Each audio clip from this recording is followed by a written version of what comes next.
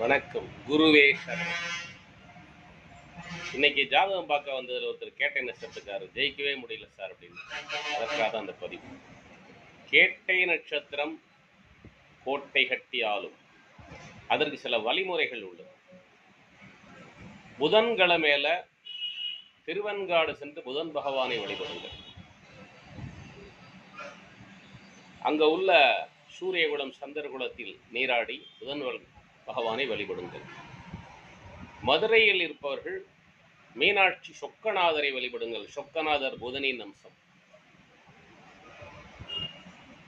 புதன்கிழமை தோறும் பாசிப்பயிறு என்று சொல்லக்கூடிய பச்சை பயிறு சாப்பிடுங்கள். இந்திரனை வழிபடுங்கள்.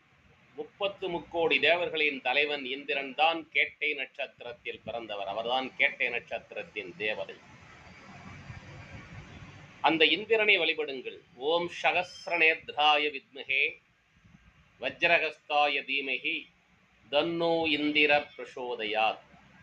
ஓம் சகஸ்ரநேத்ராய வித்மஹே வஜ்ரஹஸ்தாய தீமஹி தன்னோ இந்திர பிரசோதயாத். ஓம் சகஸ்ரநேத்ராய வித்மஹே வஜ்ரஹஸ்தாய தீமஹி தன்னோ இந்திர பிரசோதயாத். இந்த மந்திரத்தை சொல்லி இந்திரனை வழிபடுங்கள். உங்கள் வாழ்க்கையில் நீங்கள் ஜெயித்தே தீருவீர்கள். அதை தடுக்க எவராலும் முடியாது. முயற்சித்து பாருங்கள். நான் பல பேருக்கு இதை என்னிடம் வருபவர்களுக்கு சொல்லிக் கொடுத்துள்ளேன். அவர்கள் இன்று நன்றாக வாழ்ந்து கொண்டிருக்கிறார்கள்.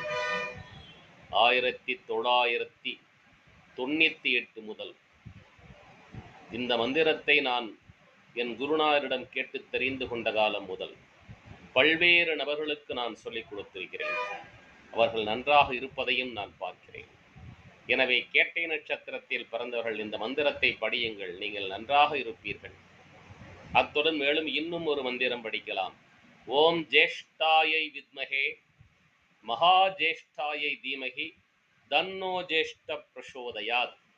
ஓம் ஜேஷ்டாயை வித்மஹே மகா ஜேஷ்டாயை தீமஹி தன்னோ இந்திர பிரசோதயாத். ஓம் ஜேஷ்டாயை வித்மஹே மகா ஜேஷ்டாயை தீமஹி தன்னோ இந்திர பிரசோதயாத். முயற்சித்து பாருங்கள், வெற்றி பெறுங்கள். வாழ்த்துக்கள். Pandit NGP, 42 years experience astrology.